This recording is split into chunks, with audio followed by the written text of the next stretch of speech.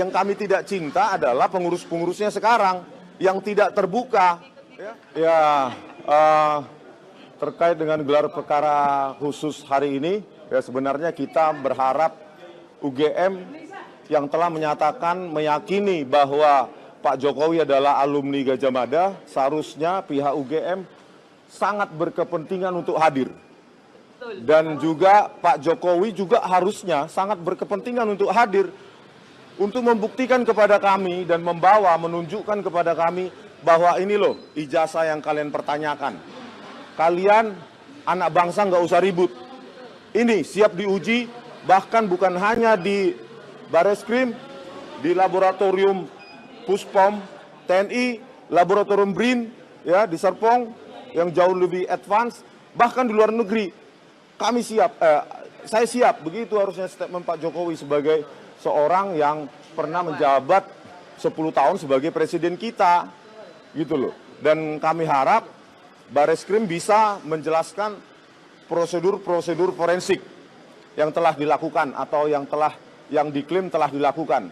Terutama apa esensi yang kami ingin gali adalah bagaimana prosedur forensik ya menyatakan bahwa lembar pengesahan skripsi Pak Jokowi tahun 85 yang tidak ada lembar pengesahan penguji dan tanggal dipertahankannya dan itu dinyatakan identik dengan skripsi pembanding dari junior maupun senior Pak Jokowi.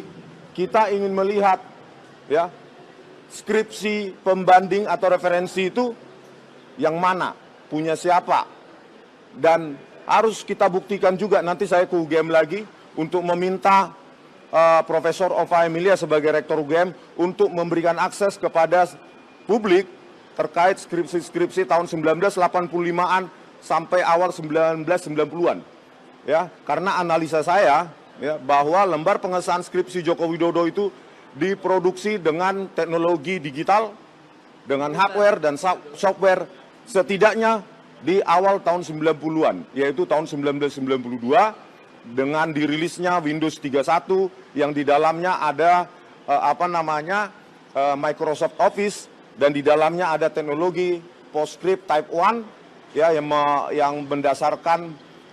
menggunakan algoritma Bezier untuk membentuk lengkungan yang sangat cantik dalam dalam karakter-karakter atau font-font dari Times New Roman, begitu. Kemarin juga ada bukti yang dibawa atau dokumen yang dibawa sih? Kami kan sebenarnya banyak seharusnya yang bisa kami bawa, tapi kan kami tidak punya hak untuk menyita, Mbak. Ya, contoh misalnya skripsi. Kenapa kami lakukan digital forensik? Yang tadi malam sudah juga saya berdebat dengan Pak Rifai, pengacaranya, katanya kalau analog harus dibuktikan secara analog.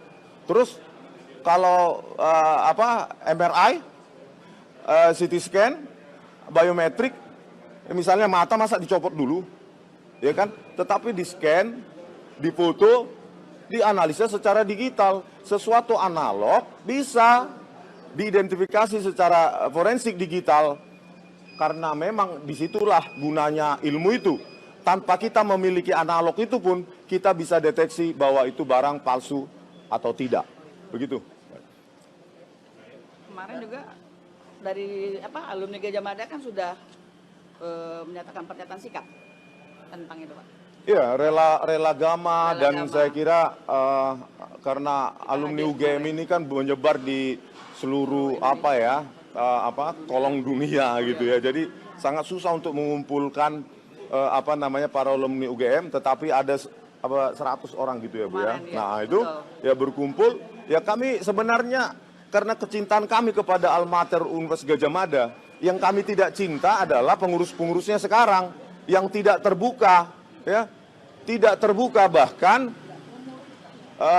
video pertemuan kami tanggal 15 April 2025 di ruang 109 Fakultas Kehutanan UGM, ya, itu dijanjikan oleh Profesor Wening sebagai Wakil Rektor Kemahasiswaan UGM untuk dirilis secara utuh atau diberikan kepada kami utuh, tetapi sampai sekarang tidak ada dan janji itu hanya tinggal janji. Bahkan diputar-putar, iya, Bang, di medsos, Bang. Nah, diputar-putar ya. Nah, ini padahal kami dituduh menghasut. Ketika saya dimintai keterangan pada saat undangan klarifikasi, ya, kemarin di Polda Metro Jaya, pelapor itu tidak menyediakan bukti material. Apa tindak pidana yang diakibatkan yang diduga kami lakukan penghasutan tersebut. Begitu Mbak ya? Terima kasih. Agendanya jam berapa Pak? Agendanya jam 10. Ya, tapi saya siap-siap dulu. Karena kalau diberi waktu yang banyak, maka saya juga punya banyak yang perlu saya presentasikan.